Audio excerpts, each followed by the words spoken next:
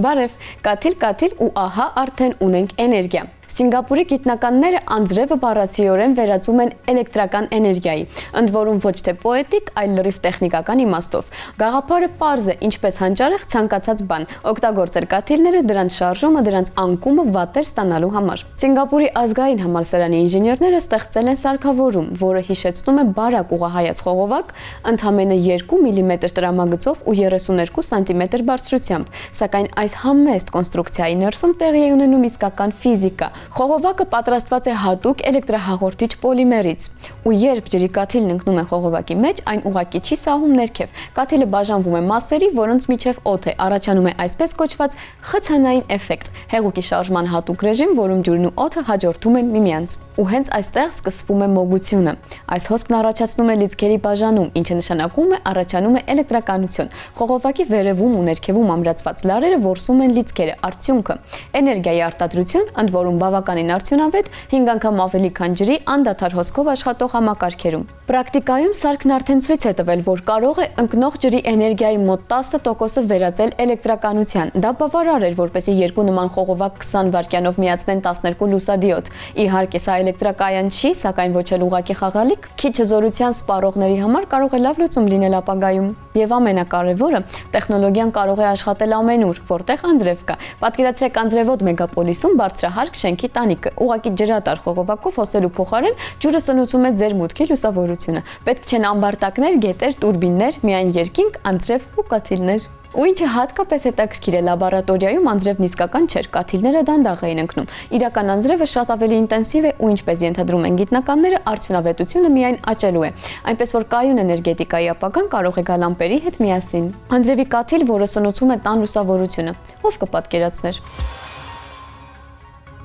Պատրաստեք ձեր աստերոիդները, նպատակը Մարսն է։ Հնչում է ինչպես հոլիվուդյան բլոկբաստերի սցենար, սակայն իրականում սա լուրջ գիտական առաջարկ է։ Գիտնական Լեշեկ Չեխովսկին առաջ է քաշել տերրաֆորմացիայի հավանաբար ամենախիզախ նախագիծը։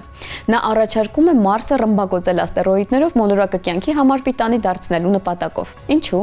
Ամեն շատ պարզ է։ Մարսի վրա գրեթե բացակայում է մթնոլորտը։ Ճնշումը 100 անգամ ցածր է երկրայինից ու առանց սկաֆանդրի մարդը մակերևույթին չի ապրի անգամ մի րոպե։ Պայմանները գոնե մի փոքր երկրայինին մոտեցնելու համար անհրաժեշտ է հաստատնել մթնոլորտը, հագեցնել այն ազոտով ու ջրային գոլորշիով։ Ու այստեղ գործի են անցնում Կոյպերի գոտում գտնվող սառցե հսկաները։ Չեխովսկին առաջարկում է ընտրել ջրով ու ազոտով հարուստ աստերոիդ արեգակնային համակարգի այդ հեռավոր հատվածից ու ուղղել այն Մարսի, ավելի ճիշտ Էլլադա Պլատինիա հսկա խառնարանի ուղղությամբ։ Խառնարանն ինքնին անցյալի հարվածային իրադարձության ժառանգություն է ու հնարավոր է իդեալական վայր նոր կլիմայական դարաշրջանի մեկնարկի համար։ Հարվածից հետո տեղի կունենա հզոր ջերմացում, ցնդող նյութերի արտանետում, մթնոլորտը կհաստանա ու հնարավոր է կսկսվի նաև հրաբխային ակտիվություն, որը թույլ կտա կայունացնել մթնոլորտը։ Այս ամենը կարող է 4 սառած պատը վերածել վերածնվող աշխարհի ամպերով, խոնավությամբ ու այգիներով մարսյան երկնքի տակ։ Բայց ինչպես տեղ հասցնել աստերոիդը։ Դա նման չէ հրթիռի սովորական արձակման։ Սկզբի համար օբյեկտին անհրաժեշտ է ամրացնել շարժիչ, տանդաղեցնել այն, որպեսզի օբյեկտը սկսի գրավիտացիայի ազդեցությամբ մոտենալ արեգակին։ Հետո մի շարք գրավիտացիոն մանևրեր մոլորակների մոտ, էլի իմպուլսներ ու ահա աստերոիդը սլանում է դեպի իր ճակատագիրը, դեպի Մարս։ Ճանապարհորդությունը կտևի տասնամյակներ 29-ից 63 տարի։ Իսկ առաքելության համար անհրաժեշտ էներգիան համադրելի է ամբողջ երկրի մի քանի տարի ծախսված էներգիայի հետ։ Չեխովսկին առաջարկում է օգտագործել ջրացնով աշխատող ջերմամիջուկային ռեակտոր ու իոնային շարժիչներ ճշգրիտ կառավարման համար։ Ֆանտաստիկա է, առայժմ այո, սակայն նման նախագծերը ցույց են տալիս, որքան հեռու կարող է գնալ մարդկային միտքը, ով գիտի միգուցե 100 կամ 200 տարի հետո Մարսի երկնքում հայտնվի պայծառ հետք, իսկ երկրի վրա գիտնականները ասեն Մարսի մթնոլորտի առաջին կաթիլն արդեն ճանապարհին է։ Տիեզերքը միայն աստղեր չեն։ Տիեզերքը բերի, հող է ինժեներական հրաշքների ու ամենախիզախ գաղափարների համար։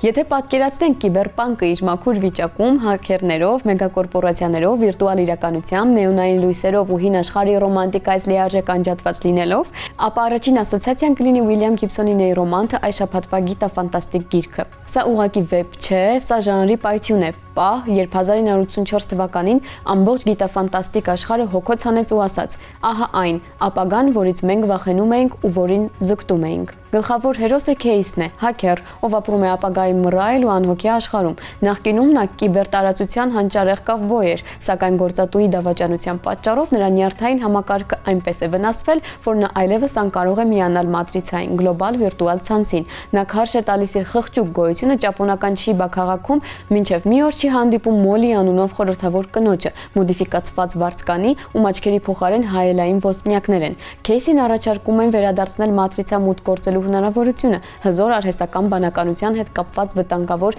միսիային մասնակցելու պայմանով։ Այս պահից ընթերցողը սկսում է սուզվել մի աշխարհում, որտեղ իրականությունն այլևս այն չէ, ինչ թվում էր։ Մարմնի ու գիտակցության, ֆիզիկականի ու թվայինի, կյանքի ու արհեստական բանականության մինչև սահմանները սկսում են ջնջվել։ Գիբսոնն առաջին ներով օգտագործեց կիբերտարածություն բառն այնպես, ինչպես մենք այն հասկանում ենք այսօր։ Նա նկարագրեց ինտերնետը մինչև այն կվերածվեր սովորական առօրյայի։ Նեյրոմանտ դարձավ կիբերպանկ ժանրի հիմքը։ Այն ազդեց շեղբի վրայով վազող ու մատրիցա ֆիլմերի վրա։ Այն նկարագրում է դաժան, բարդ, վախենալու աստիճան ճշմարտացի ապագա, որը հիմա թվում է շատ ավելի մոտ, քան նախկինում։ Ուզում ես տեսնել թվային դժոխքի արմատները։ Կարդա Նեյրոմանտը։ Իսկ այսօրվա համար այսքանը, կհանդիպենք։